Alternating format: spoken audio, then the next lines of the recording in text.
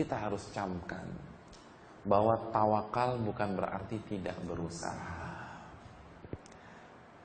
Tawakal bukan berarti hanya tergantung kepada Allah.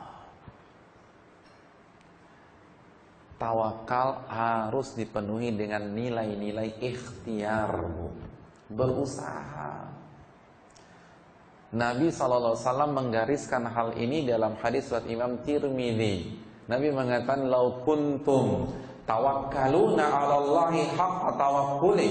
Kalau kalian benar-benar bertawakal kepada Allah dengan ketawakalan yang sejati, la razaqakum, maka Allah akan berikan kalian rizki kama yarzuqut tayr, sebagaimana Allah berikan rizki kepada seekor burung.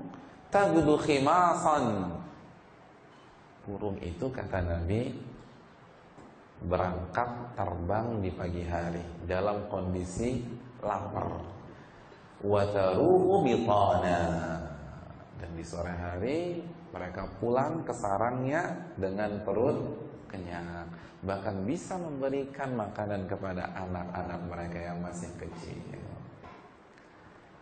Kata para ulama, Nabi menganalogikan tawakal kita dengan tawakal seekor burung. Yang namanya burung, kata para ulama, itu berusaha. Iya enggak? Saya ingin bertanya, ada yang punya burung enggak di rumah? Pernah enggak yang punya burung nih, jam 7 pagi nengok burungnya masih tidur? Nah, siapa yang pernah ngelihat burung masih tidur jam 7 pagi? Kita ngeliat burung kita, ya dia tidur lagi. Rung, bangun rung, udah jam 7 nih rung. Ada? Gak ada ceritanya burung terlambat bangun tuh, gak ada. Yakin. Burung tipe apa aja? Subhanallah. Burung tuh on time. Bahkan kita belum bangun, dia udah bangun. Atau ibu-ibu pergi ke taman burung deh, di taman mini ya, masih ada nggak tuh? Benar ya, taman mini ya? Pas ibu lihat, ada nggak yang tidur? Nggak ada. Ibu ke taman safari lihat singa tidur banyak, tapi burung tidur nggak ada. Ya nggak, singa tuh malas-malasan, tapi burung itu kayaknya nggak ada yang tidur, Bu. Burung on time. Burung on time, kerja, nggak malas-malasan. Dia berkicau, dia terbang sana, terbang sini. Allah minta kita seperti burung. Kalau ibu ingin sukses sebagai seorang istri, berusahalah sebagaimana seekor burung. Ibu harus standby dari pagi hari. Kalau ibu ingin sukses menjadi seorang ibu, ibu harus seperti burung, kata Nabi, yang sudah siap bekerja dari pagi hari. Jangan sampai anak-anak sudah istirahat di sekolahnya, kita baru bangun dari kasur kita. Udah jam 9 nih. Allah Akbar. Jadi ini yang perlu kita camkan. Ikhtiar itu penting, berusaha semampu kita. Makanya kata Nabi SAW dalam hadis riwayat Tirmidzi, kata Nabi apa? Ihris ala ma yanfa'uka. All outlah untuk mendapatkan apa yang bermanfaat bagimu. Wasta'in billah, minta pertolongan kepada Allah, tawakal kepada Allah. Wala ta'jas, jangan mundur, maju terus. Jadi kalau ada sesuatu yang bermanfaat buat ibu, all out ketika berusaha. Jangan setengah-setengah. Allah nggak suka kalau kita setengah-setengah. Makanya kan Nabi SAW mengatakan, Innallaha yuhibbu idza amila ahadukum amalan an yutkina. Allah itu senang kalau ibu-ibu, kalau kita mengerjakan sebuah amalan, mengerjakan sebuah bidang, kita totalitas, kita profesional. Itu Allah senang banget sama ibu-ibu. Ini nggak setengah-setengah. Makanya Nabi ihris ala ma yanfa'uka, bersungguh-sungguhlah, totalitaslah dalam mengejar apa yang bermanfaat bagi dirimu. Wasta'in billah, doa kepada Allah, minta kepada Allah, dan jangan mundur, jangan down, wala ta'jaz, jangan lemah, jangan mental tempe, kata Nabi. Harus maju.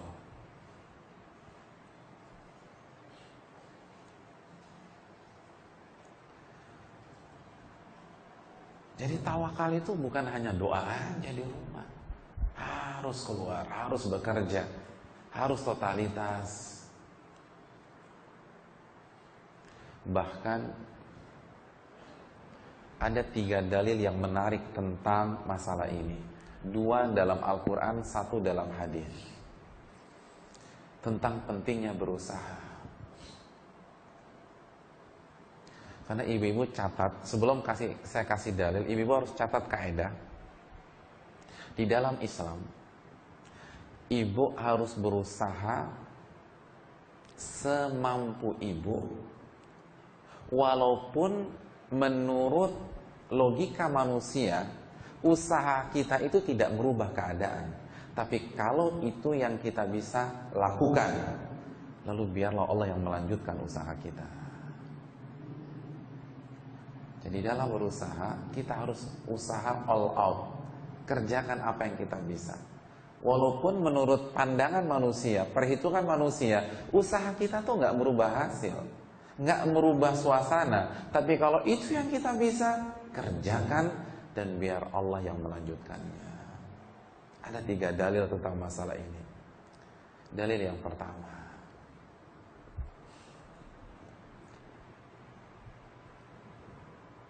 dalil tentang Nabi Musa. Coba ibu buka surat Asy-Syu'ara ayat 61. Falamma taqal jam'ani qala ashabu Musa inna lamudrakun.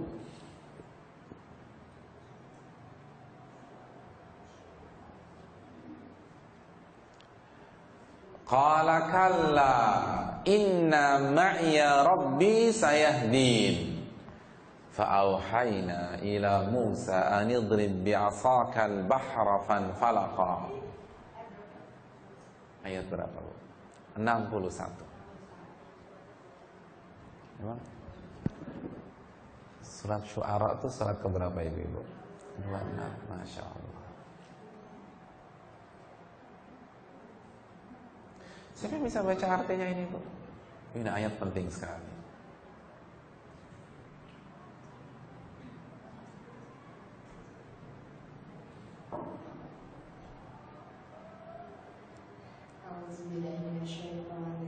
Bismillahirrahmanirrahim. Maka ketika kedua golongan itu saling melihat, berkatalah pengikut-pengikut Musa, kita benar-benar akan tersusul. Lanjut lagi, 62-nya. Ia Musa menjawab, sekali-kali tidak akan tersusul. Sesungguhnya Tuhanku bersamaku, Dia akan memberi petunjuk kepadaku. Berikutnya lanjut lagi. Lalu kami wahyukan kepada Musa, pukullah laut itu dengan tongkatmu. Maka terbelahlah lautan itu, dan setiap belahan seperti gunung yang besar. Masya Allah. Saya yakin ibu-ibu pernah dengar cerita ini. Falammal taqal jam'ani. Ketika kedua belah pihak sudah saling melihat, Nabi Musa dan pengikutnya ketika melihat ke belakang, mereka sudah melihat Fir'aun ada di belakang mereka. Dan di hadapan mereka ada laut apa ibu-ibu? Laut merah. Dan Fir'aun sudah menatap Musa dan pengikutnya. Mereka sudah saling melihat satu dengan yang lain. Apa yang terjadi pada saat itu? Pengikut Nabi Musa berkata dengan nada pesimistis, Bu. Mereka katakan, inna lamudrakun. Kayaknya kita akan ketangkep nih. Gak ada jalan keluar lagi. Tidak ada solusi lagi. Kita akan ditangkap, kita akan disiksa, dan kita akan dibunuh oleh Fir'aun. Mereka pesimis, mereka putus asa ibu-ibu. Apa kata Nabi Musa? Qala kalla inna ma'iya rabbi sayahdin. Bukan begitu skenarionya. Bukan begitu jalan, bukan begitu hasilnya. Sesungguhnya Rabbku bersama dengan diriku, dan Ia pasti akan memberikan petunjuk kepada diriku.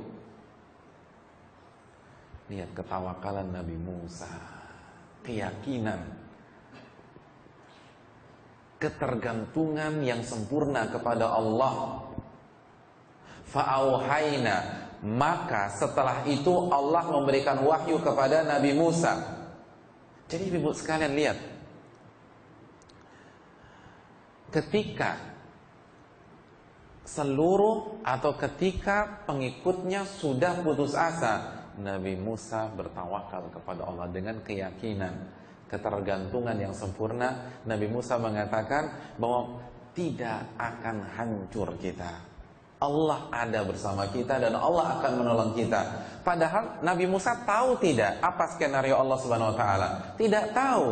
Karena baru setelah itu Allah katakan fa'auhayna, maka setelah itu kami wahyukan kepada Musa. Jadi Nabi Musa belum tahu apa kelanjutan dari takdir ini, tapi keyakinan, ketawakalan. Kalau seseorang bertawakal kepada Allah, pasti Allah akan penuhi, pasti Allah akan tolong, pasti Allah akan dukung dia.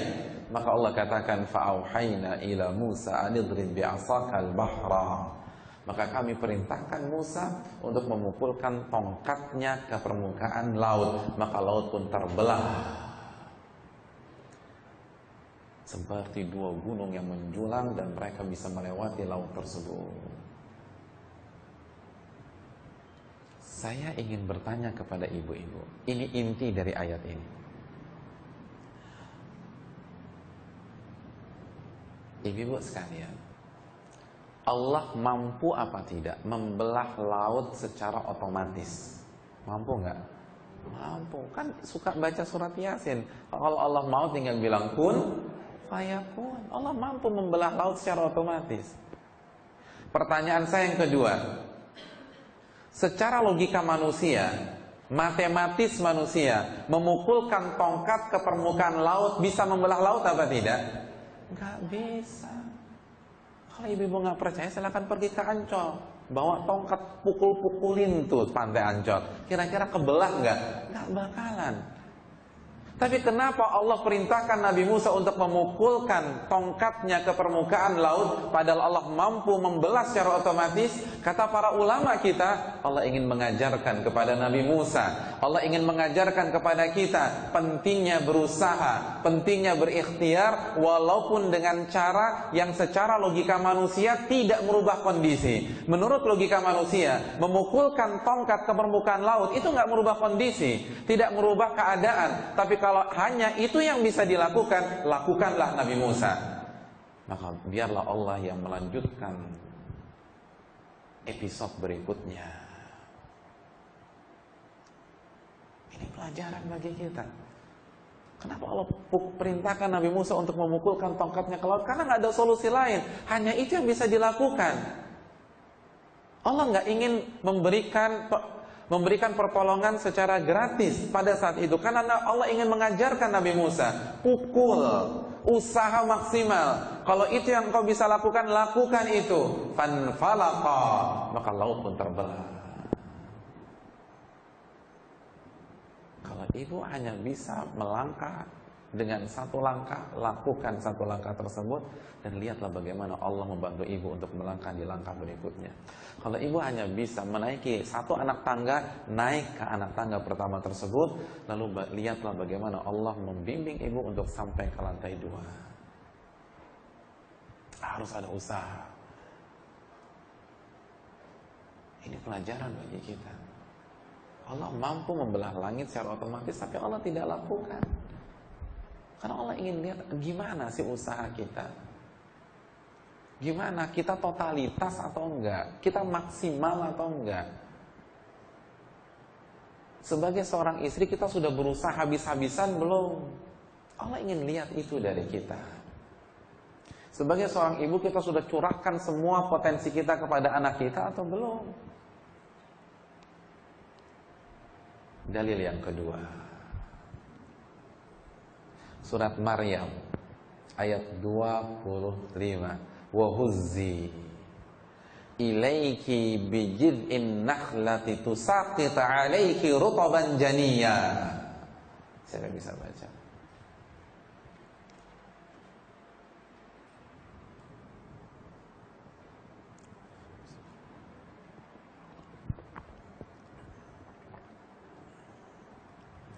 Ini kisah tentang seorang ibu. Ibu yang istimewa.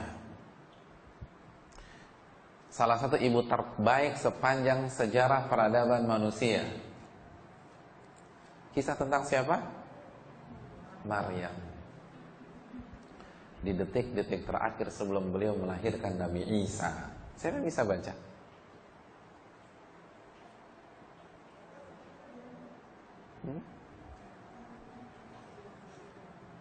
Ketemu? Ya. Ayat 25. Dan goyangkanlah pangkal pohon kurma itu ke arah. Niscaya pohon itu akan menggugurkan buah kurma yang basah kepadamu. Masya Allah. Pada saat itu ibu-ibu, Maryam sedang kontraksi sebelum ia melahirkan Nabi Isa. Di masa kontraksi tersebut, beliau kehausan dan kelaparan. Maka beliau berteduh di bawah pohon kurma. Ketika hal itu terjadi, Allah perintahkan Maryam muhuzzi, dan goyang-goyangkanlah apa? Pangkal pohon kurma. Tusaqita 'alaiki rutban janiyya. Maka kurma yang rutab. Ibu pernah makan kurma rutab gak, Bu? Biasanya nih kalau Ramadan umrah di Masjid Nabawi itu kurmanya rutab semua. Itu paling enak sudah. Iya kan? Pernah ya? Umrah Ramadan kurma muda. Maka kata Allah, rutab itu akan turun dan tersaji di hadapanmu. Tusaqit 'alaiki rutban janiyya. Bu, saya ingin bertanya kepada ibu-ibu sekalian. Allah mampu tidak mengutus malaikatnya memberikan hidangan kurma muda atau rutab di hadapan Maryam? Mampu. Tinggal bilang kun fayakun, tidak ada di hadapan Maryam rutab. Pertanyaan saya yang kedua, mungkin tidak kurma itu bisa jatuh dengan menggoyangkan pangkal pohonnya? Apalagi yang menggoyangkan seorang ibu yang sedang kontraksi, fokusnya pecah. Dia sedang konsentrasi mengeluarkan janin atau mengeluarkan bayinya, lalu disuruh menggoyang-goyangkan dahan pohon kurma. Ibu pernah kan ke kebun kurma tuh kalau Siti Tur Madinah? Coba deh sekali-sekali nanti ibu goyang-goyangin bawahnya. Kira-kira apa yang rubuh? Gak ada yang jatuh, Bu. Ibu akan dianggap aneh sama orang Arab nih. Ibu kenapa kayak gini? Kayaknya kesurupan nih kan begitu. Lagi kenapa? Karena nggak akan merubah hasil. Nggak mungkin ada kurma yang jatuh kalau kita goyang-goyangkan pangkal atau akar pohon kurma tersebut.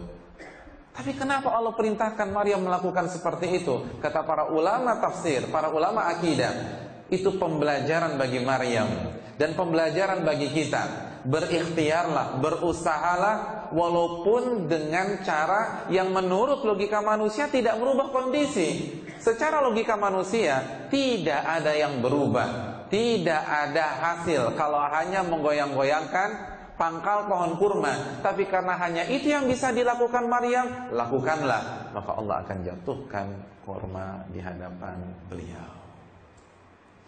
Karena hanya itu. Beliau nggak bisa manjat pohon korma. Ibu bisa manjat pohon korma nggak? Nggak bisa. Apalagi lagi hamil tua, lagi kontraksi suruh manjat nggak mungkin. Ngeketapel pohon korma juga nggak bisa. Satu-satunya cara hanya menggoyangkan. Lakukan itu dan Allah akan tolong Maryam. Allahu Akbar. Ini pelajaran bagi kita. Pelajaran bagi kita. Kerjakan sebuah usaha walaupun secara logika tidak merubah hasil. Kalau itu yang bisa kita lakukan, kerjakan. Dalil yang ketiga tentang masalah ini. Kisah yang selalu diingat oleh sejarah. Kisah yang melahirkan sebuah ibadah. Sebuah ibadah yang bernama sa'yi. Sebagaimana dalam hadis Bukhari, hadis Ibnu Abbas, kisah ketika seorang istri yang salihah bernama Hajar ditinggalkan oleh suami tercintanya. Lalu pada saat itu perbekalan telah habis. dan anak yang merupakan bayi mungilnya tersebut nangis secara histeris. Hati ibu mana yang tidak terkoyak ketika mendengar anaknya nangis kehausan dan air susunya sudah habis, ibu sekalian. Lalu Hajar melihat bukit yang paling dekat darinya, yaitu bukit apa? Sofa. Ia naik ke bukit tersebut. Apa yang ia lakukan? Ia mencari pertolongan. Mungkin ada orang yang melewati daerah tersebut, atau mungkin ada hewan yang bisa ia perah susunya atau ia sembelih sehingga dia bisa makan dan untuk anaknya. Atau mungkin ada buah-buahan yang bisa ia dapatkan, atau mata air di sana. Ternyata ketika dia menoleh ke kanan, menoleh ke kiri, investigasi lapangan secara singkat, ia tidak menemukan apa-apa. Apa yang ia lakukan, ibu-ibu sekalian? Ia turun sampai ke kaki bukit Sofa, lalu ia berjalan menuju Marwah. Sesampainya di Marwah, ia kembali naik dan ia kembali melakukan investigasi lapangan. Ia lihat kalau ada manusia, kalau ada hewan ternak yang bisa diambil dan diperah susunya, mungkin ada buah-buahan segar atau mata air. Ternyata ia tidak mendapatkan hasil apapun juga. Apa yang ia lakukan? Ia turun lagi. Lalu ia menuju Sofa.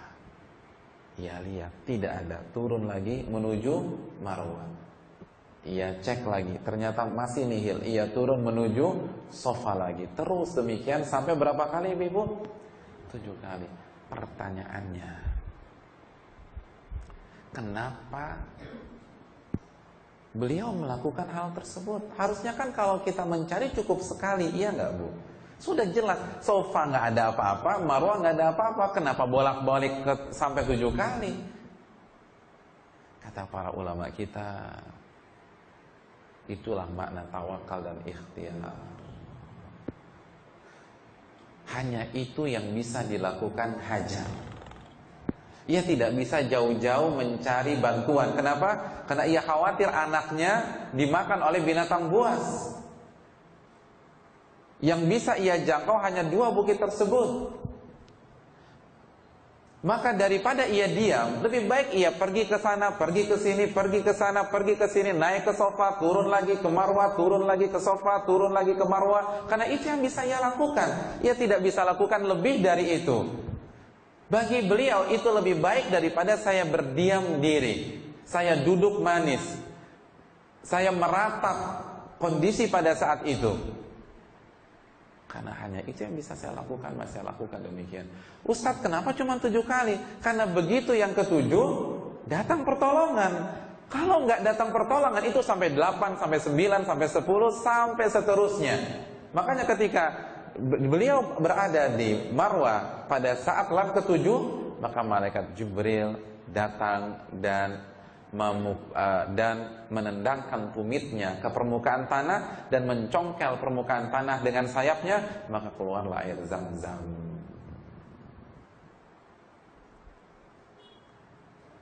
Hadirin sekalian,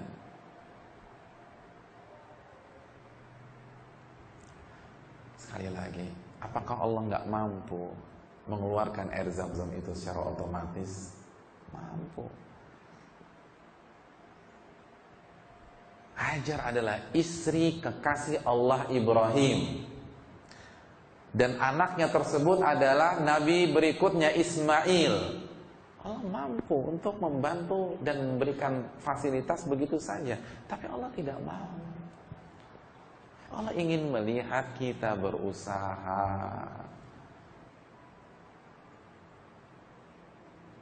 Sekuat tenaga. Dan itu sudah maksimal, Bu. Bu, saya ingin bertanya, waktu kita sa'i capek enggak? Yang enggak capek coba angkat tangan. Capeknya minta ampun, pegel. Itu sa'inya sudah indoor. Ada sa'inya outdoor di sini? Enggak ada kan, semua sa'i sekarang indoor. Itu aja capek. Waktu Hajar, dia bolak-balik 7 kali outdoor. Ibu tahu sendiri betapa panasnya Mekah sampai detik ini. Dia outdoor, Bu, nggak pakai sunblock. Kalau ibu mau ke Masjidil Haram pakai sunblock. Hajar nggak pakai sunblock. Hajar nggak punya payung. Dan Hajar belum check in di hotel. Ibu sekarang mau umroh dari Madinah ke Mekah atau dari Jeddah ke Mekah, begitu sampai Mekah langsung umroh atau check in dulu? Check in hotel dulu. Makan dulu, check in, santai-santai, baru diumumkan suruh ngumpul di lobi, berangkat menuju Masjidil Haram melakukan sa'i. Betul begitu? Hajar tidak. Hajar tanpa istirahat. Dia baru saja sampai dari sebuah perjalanan dari Palestina ke Makkah. Lalu ditinggal oleh suaminya. Lalu dia harus bolak-balik Safa Marwah. Itu capeknya nggak kebayang. Itu ngos-ngosannya luar biasa. Dan ia lakukan dengan kondisi hati yang tidak tenang. Hati yang dihantui kematian anaknya kalau ia tidak mendapatkan air. Gimana perasaan seorang ibu pada saat itu?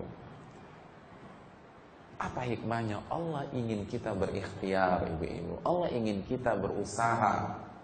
Oleh karena itu, ibu-ibu yang dirahmati oleh Allah,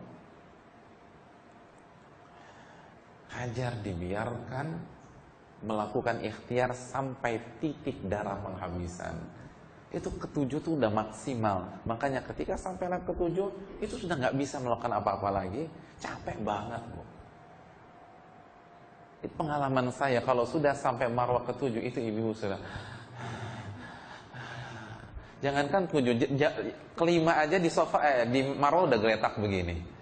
Yang lain doa berdiri tuh ibu-ibu udah pada losor, udah pada duduk. Ustaz, doanya boleh sambil duduk nggak? Boleh duduk. Karena begitu. Itu baru di lap ke-5, lap ke-6, ke-7 tuh udah capek sekali. Nah, ketika Hajar sudah tidak kuat melakukan apa lagi, baru datang pertolongan. Ini pelajaran bagi kita. Yang kita sebutkan orang-orang terbaik, kekasih-kekasih Allah, Nabi Musa, Maryam, Hajar. Kalau itu yang Allah terapkan kepada para kekasihnya, kepada para walinya, kepada para nabinya, bagaimana dengan kita? Bu, saya ingin bertanya, Nabi dalam berusaha berdakwah, apakah memakan waktu hanya 1 kali 24 jam? Tidak, Bu. 23 tahun. Itu manusia terbaik. Allah minta atau Allah gariskan beliau harus berusaha. Lalu kita nggak berusaha sama sekali. Kita tidak berikhtiar. Kita tidak bersimbah keringat. Nggak mungkin. Kalau ibu mau menjadi orang baik, ibu ingin memperbaiki kualitas ibu, ibu harus berusaha. Ibu harus all out. Makanya Nabi ihris ala ma yanfa'uka, all out dalam menggapai apa yang bermanfaat bagi dirimu. Harus maksimal. Ketika ibu ingin menjadi istri yang baik, istri yang salehah, istri yang dikagumi oleh suami, maka ibu harus berusaha. Ibu harus bangun sebelum beliau bangun misalnya. Begitu beliau bangun, itu teh panas sudah ada di hadapan beliau, atau kopi atau makanan kesukaannya sudah di hadapan beliau. Lalu ibu siapkan semua yang beliau inginkan. Itu harus ada usaha. Kalau nggak bisa, nggak akan berhasil.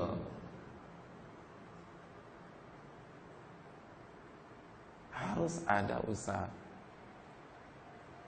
Harus ada kerja keras untuk mendapatkan apa yang kita ingin. Dan itulah tawakal. Tawakal seekor burung.